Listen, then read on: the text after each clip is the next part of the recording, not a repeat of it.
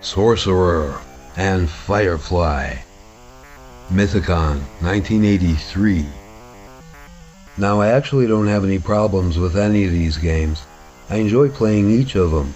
Just like a few of the other chapters, this one exists just so I can make the jokes. Here we go. The 3 games released by Mythicon went for $10 a pop. This was meant to be a bargain price, but it exceeded the American average a couple of months later, when nearly all tags were slashed. Well, good try, fellas. I bought Sorcerer and Fire Fly, sequenced here according to model number, at KB Toys when they were still fully priced, thinking that I was getting quite a deal. A few hours later, I had to conclude that it was more entertaining to look at the detailed illustrations on the cartridges themselves than to play the actual games. On Sorcerer's first screen, you bounce around and try to grab an erratically flying pancake, which you subsequently use as something of a magic carpet. After exiting to the right, you find yourself playing a shooting game in which you confront a single enemy per screen, notwithstanding his common appearance as 3 creatures who move and fire in tandem. When you shoot one of these freaks, he turns into a treasure that you can pick up for points.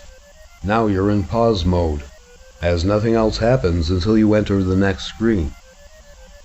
You can move all over the playfield, but you can't walk or fly onto the previous screen, and you're only able to fire horizontally, unless you're lined up vertically with a current enemy.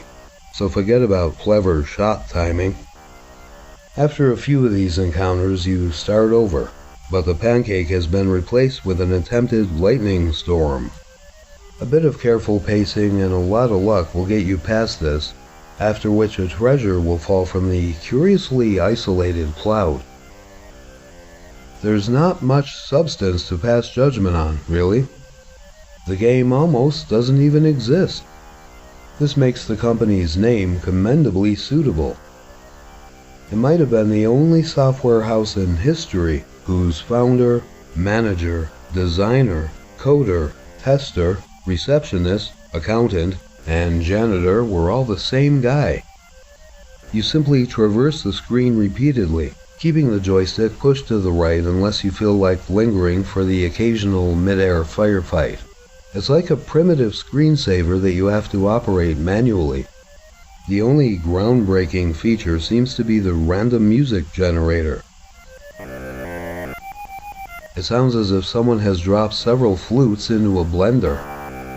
Firefly is Sorcerer with a black background and different sprites. You can fly right away, so there's no pancake. Instead, a pixie must be rescued from a lethal, conveniently bullet-sized insect who flutters chaotically around her. There's no deliberately darting past him, so you can swoop down and hope to grab the pixie by accident, or you can ignore the whole affair and exit screen right. Now you seem to be facing the Great Pumpkin. Break Linus's heart by turning that glowing grin into a wincing piece of plummeting debris. Until you reach the pixie again, you now play what amounts to Sorcerer 2. A meteor shower replaces the lightning storm, since the night sky is cloudless. So that's been Linus's problem all this time.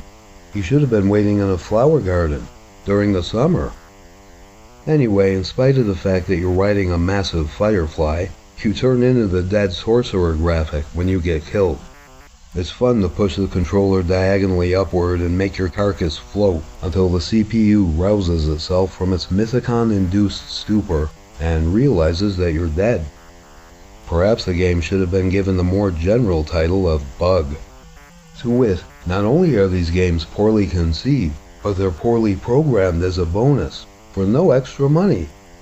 I'm being pretty harsh on Bruce DeGroff, with 2 A's, but whenever something cries cash in, and business decisions have wholly superseded artistic ones, it fireflies me. Mythicon's 3rd game, Star Fox, is actually its own program, and it scrolls in both directions. Surely a momentous step, just before the company went under. Your objective is to snatch pixels from the permanent dust storm at the bottom there, while battling airborne baked potatoes. You're doing this to gradually widen your spaceship. Well, now I'm just making things up. Wouldn't that be cool though? Find Your Own Pixels, a game by the janitor. If you should ever happen to be injured, or you eat a lot of fast food, you'll still be able to play video games when you're in the hospital and drugged up so much that you can hardly move. Just ask someone to bring over your Atari 2600, hook it up, and plug in a Mythicon game. At least you'll be sort of playing until you recuperate enough to move on to something more exciting, such as Canyon Bomber. Alright, next, a homemade game called Toy Shop Trouble.